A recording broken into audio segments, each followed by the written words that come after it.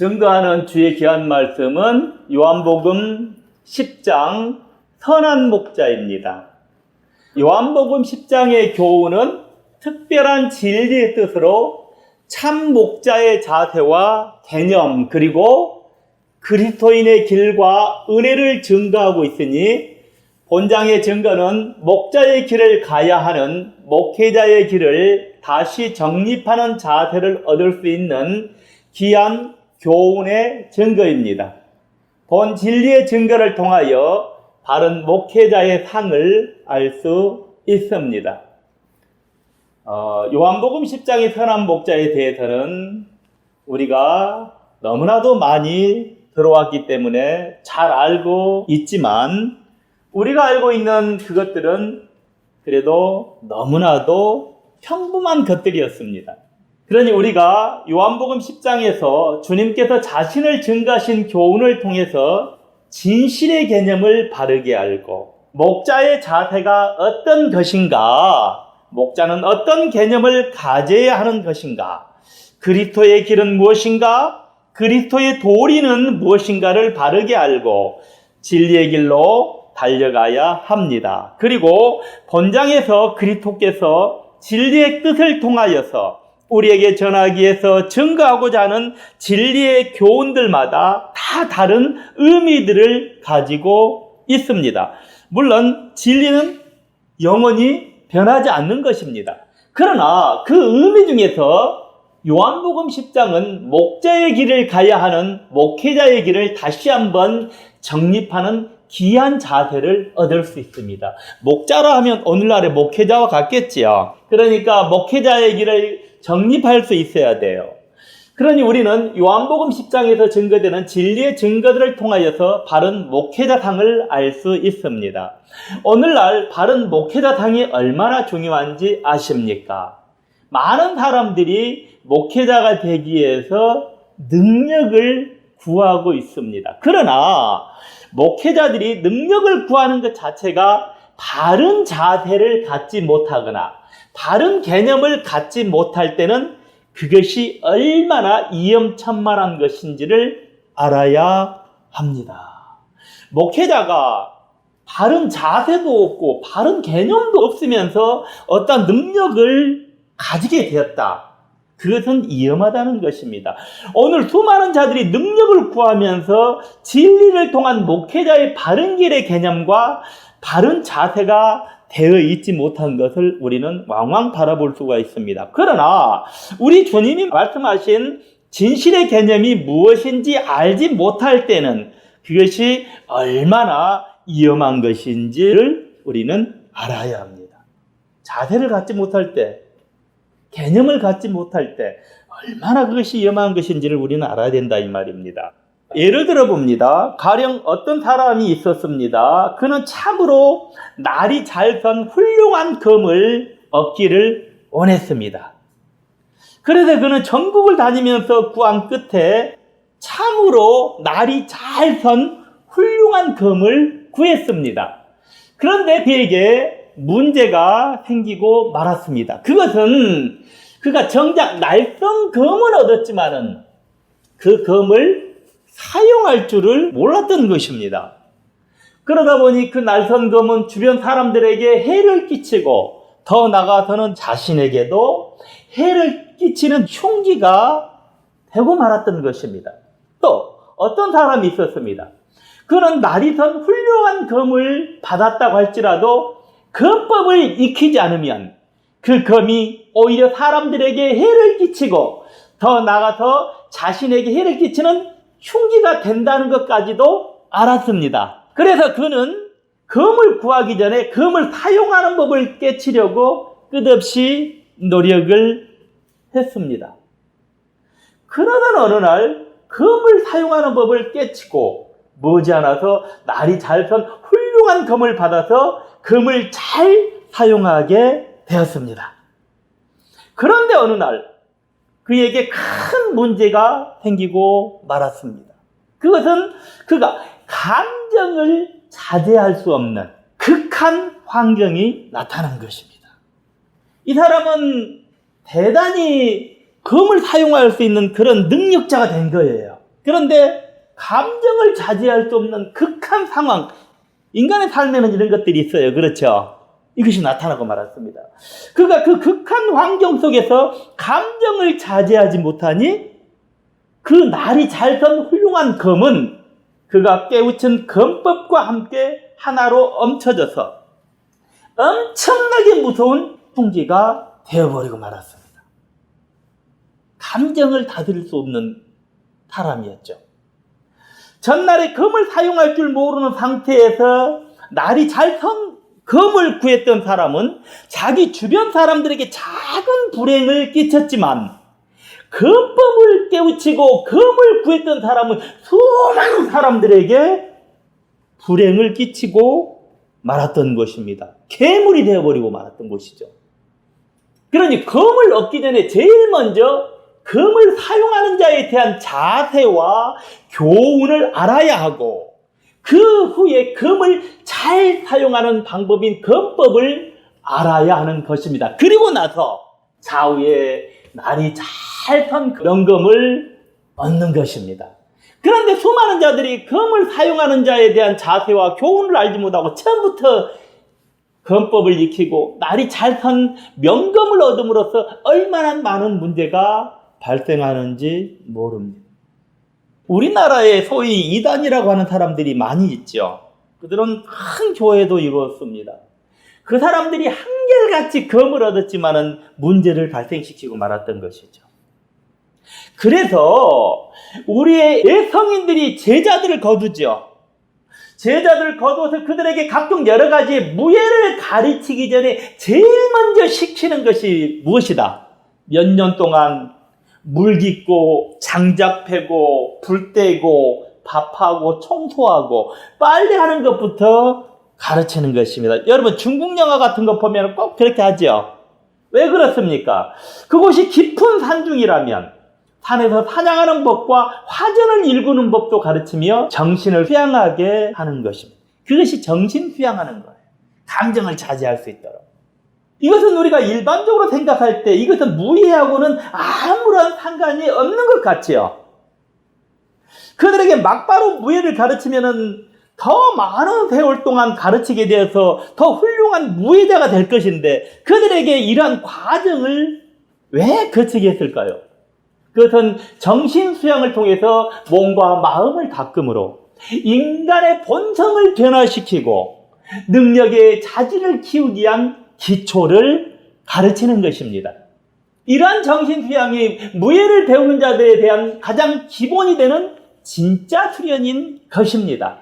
그들이 이와 같은 여러 가지 잡다한 일을 하는 수련 기간 동안에 그들은 참으로 어떠한 곳에 검을 써야 하며 무엇을 위해서 검을 써야 하며 절대로 자신의 사사로운 감정을 위해서 검을 쓰지 않아야 한다는 것을 깨닫는 것입니다.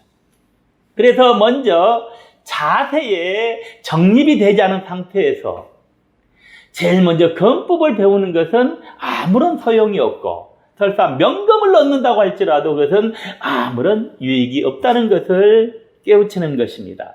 우리가 여기에서 자세의 정립이라면 우리 신앙 안에 있으니까 뭐 희생이라든지 헌신, 봉사, 인내, 제어, 감정 조절, 근력, 기초, 체력 등 여러 가지 것들이겠죠. 그러니 자세의 정립, 곧 자기 감정을 자제할 줄 아는 자에게 검법을 가르쳐야 이것이 무슨 검이 된다? 활인검이 된다는 거예요. 이 활인검이라는 것은 사람의 목숨을 구하고 살리는 칼, 활인검이 되는 것입니다. 그러면 그는 그 검으로 사람들을 구제하며 의를 위해서 사용하는 것입니다. 정의. 여러분 서부 영화에 보면은요 악당들이 나오고 또 정의를 구현하는 그런 의로운 사람이 나오잖아요. 선과 악으로 딱 구별이 되어 있는 거예요. 의를 위해서 사용한다 이 말입니다. 우리가 이것을 신앙의 3단계로 구분지어 분류할 수 있습니다. 신앙의 1단계는 자세를 정립하는 것입니다. 그리고 신앙의 2단계는 말씀을 익혀서 자세를 아는 것입니다. 신앙의 3단계는 좌우에 날이 선 예리한 말씀을 구하는 것입니다. 이런 과정을 거쳐서 오늘 수많은 자들이 2단계와 3단계의 신앙까지는 갔으나 너무나 평범하게 보이는 1단계의 신앙을 모르는 사람들이 너무나도 많았어요.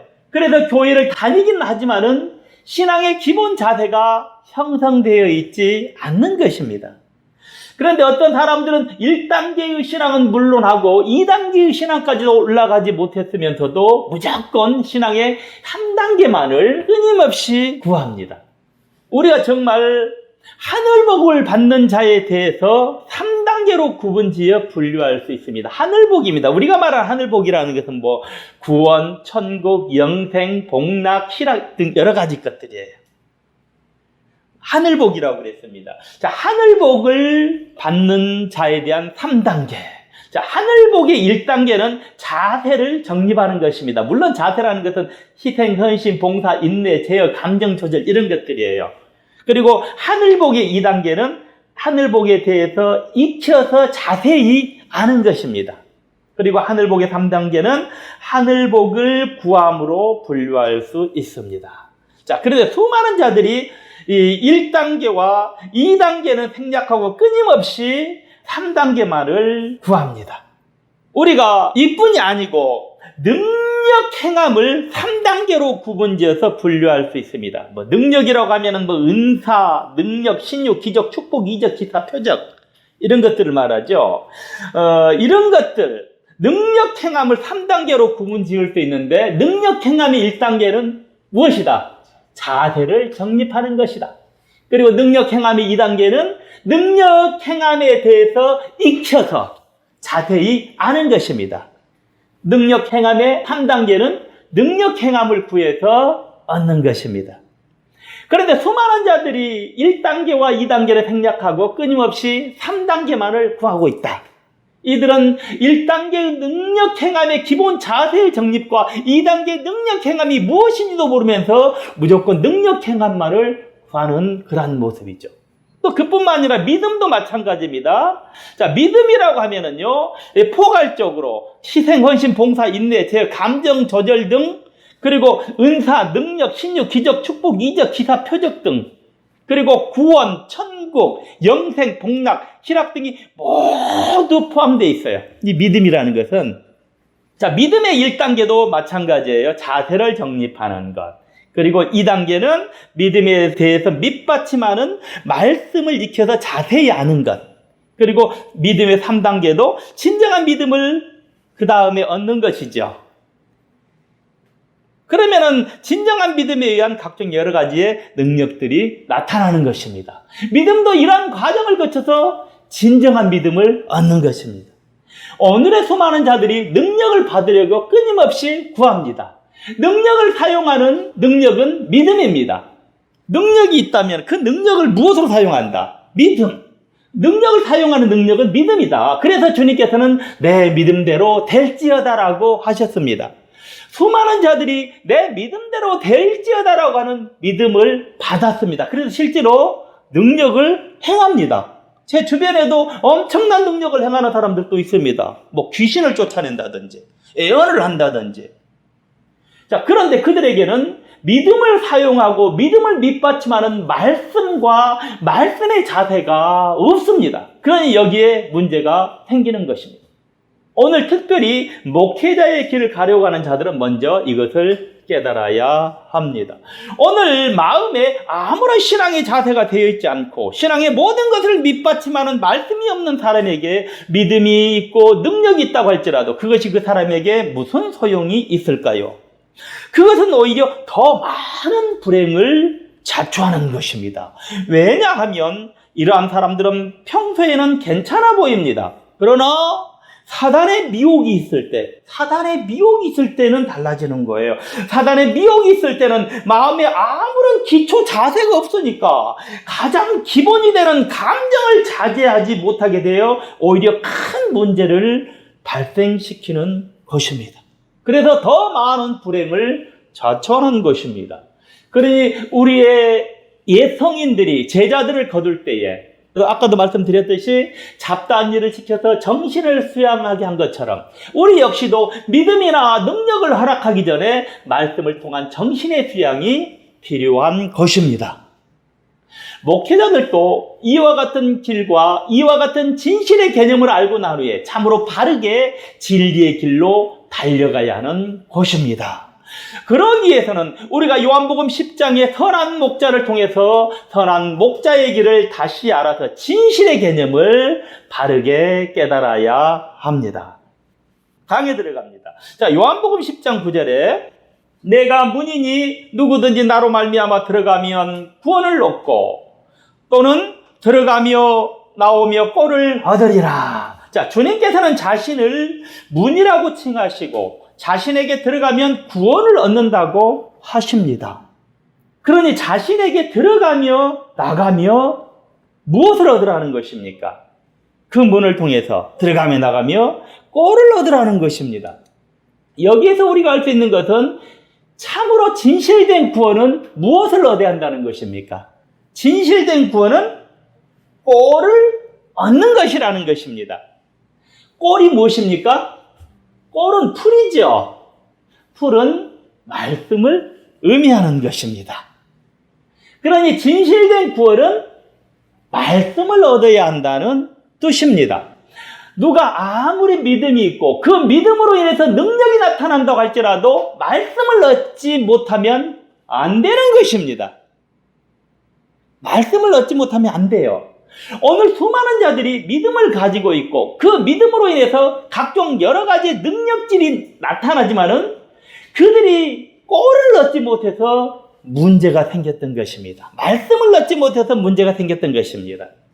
그러니 믿음을 얻기 전에 먼저 꼴을 얻어야 합니다. 말씀을 얻어야 한다 이 말이에요. 그리고 능력이 나타나기 전에 먼저 꼴, 곧 말씀을 얻어야 하는 것입니다.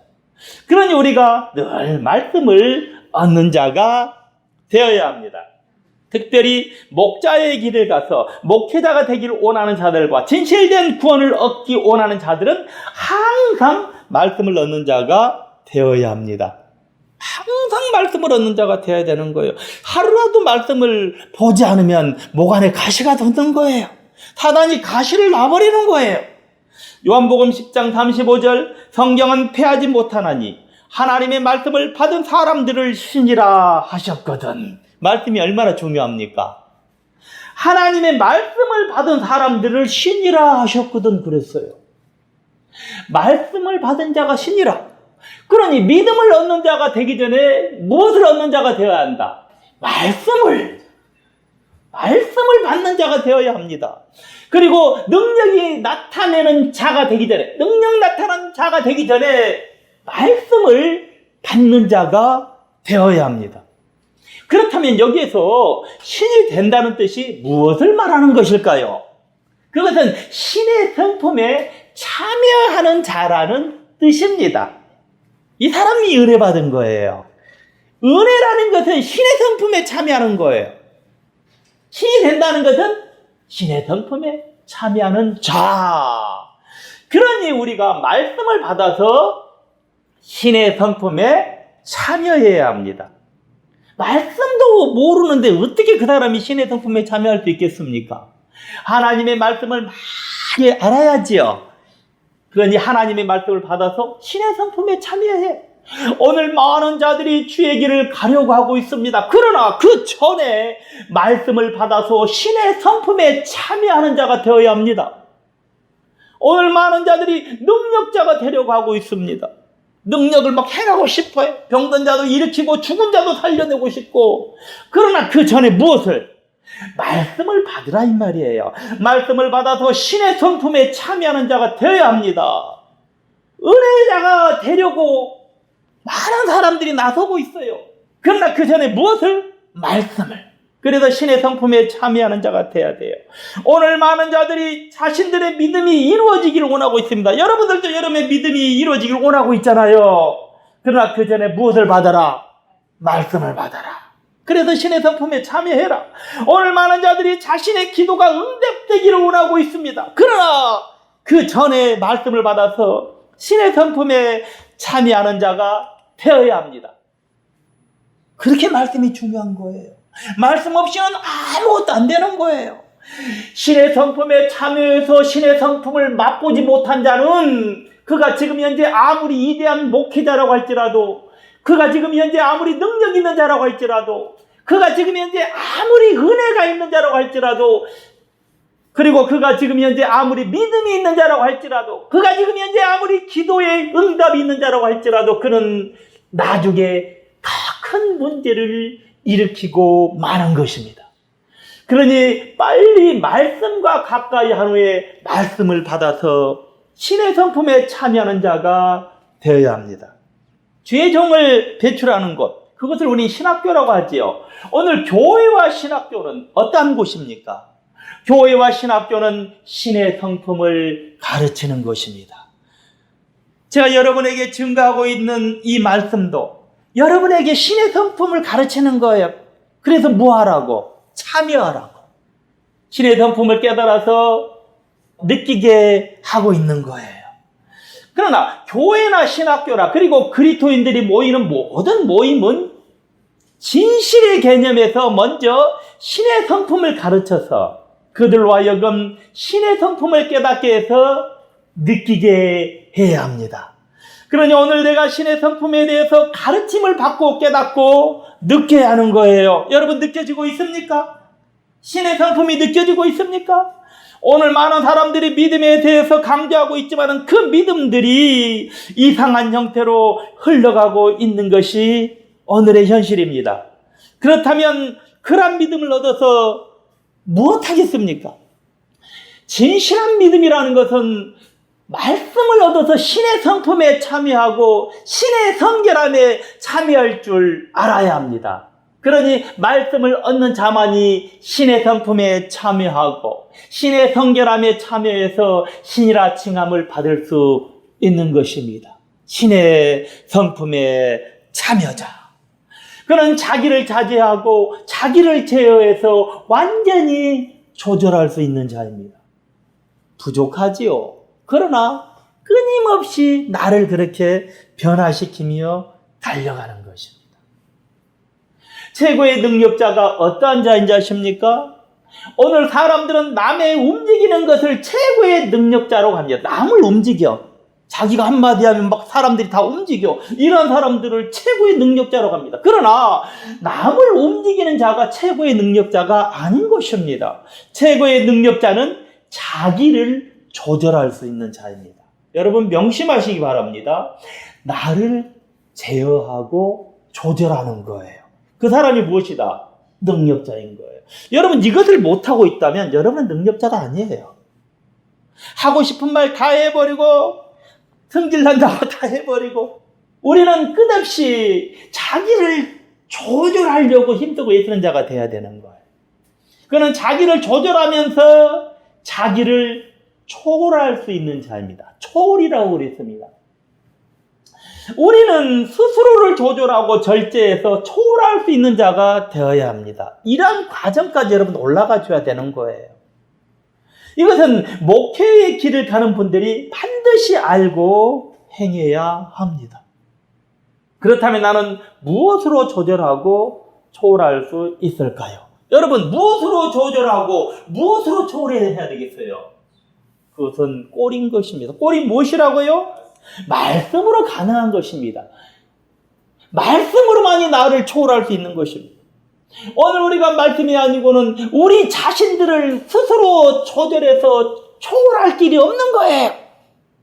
그러니 말씀을 얻는 자가 되면 나를 조절하고 절제해서 초월할 수 있는 것입니다. 말씀으로 나를 조절하고 절제해서 초월할 수 있는 아름다운 신의 성품에 참여해야만이 믿음 있는 자일 수 있고 그 믿음이 능력이 나타날 수 있는 것입니다. 그렇다면 나를 조절하고 절제해서 초월할 수 있는 말씀은 어떠한 말씀이어야 합니까? 요한복음 10장 34절에 예수께서 가라사대 너희 율법에 기록한 바 내가 너희를 신이라 하였노라 하지 아니하였느냐? 요한복음 10장 33절에 말씀을 받은 자가 신인데 그는 율법에 기록된 바 말씀을 받은 자가 신인데 그는 율법에 기록된 신이라는 것입니다. 자, 율법은 성경 말씀이죠.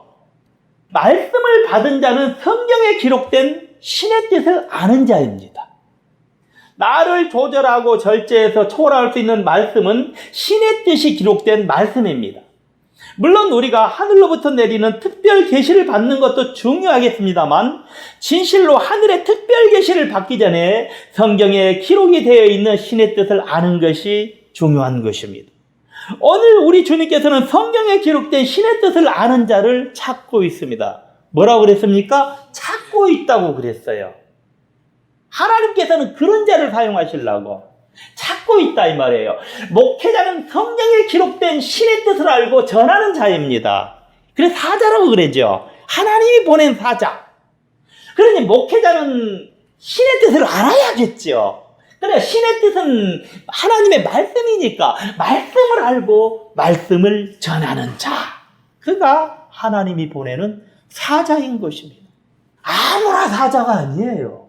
그래서 사람들로 하여금 그는 본이 되는 것입니다. 그래서 목회자가 힘든다고 그렇게 말하는 거예요. 목회자는 본을 보이는 거예요. 오늘날 말씀을 알고 말씀을 전해서 천만인의 본이 되는 사람만이 참된 목회자의 길을 가는 자인 것입니다.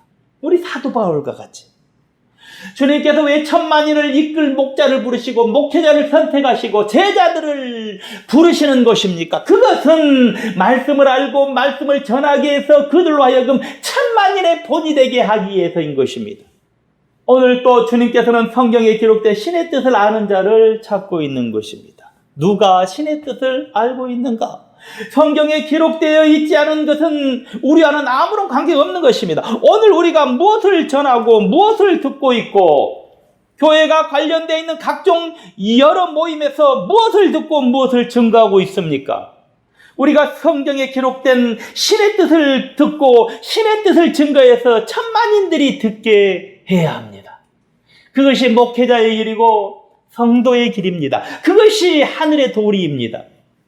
우리가 이 하늘의 도리를 깨달아야 합니다. 오늘 우리가 교회에 관련해서 모이는 모든 모임에서 전하는 자는 성경에 기록된 신의 뜻을 전해야 하고 듣는 자는 성경에 관련된 신의 뜻을 들어야 합니다. 이것을 단순히 말씀을 듣고 전하는 것이라고 하지 말고 성경에 기록된 신의 뜻을 듣고 전해야 하는 것이라고 해야 합니다. 성경에 기록된 신의 뜻을 듣고 전해야 하는 것. 오늘 성도들이 모여 앉아 있는 곳에 성경에 기록이 되어 있는 신의 뜻을 전해야만 그가 바른 목회자이고 그것을 듣는 성도들은 살아있는 성도들인 것입니다. 아무나 살아있는 것이 아닌 것입니다. 이러한 자들이 살아있는 것입니다. 그곳에 신의 뜻이 전해지지 않고 있다면 그것은 아무런 의미가 없는 곳에서 더 나가서 강도요 절도인 것입니다. 그러니까 우리의 모임에 신의 뜻이 전해지고 있느냐, 신의 뜻이 전해지고 있지 않느냐, 그것이 중요한 거예요. 그러니 여러분 다시 깨달아야 합니다.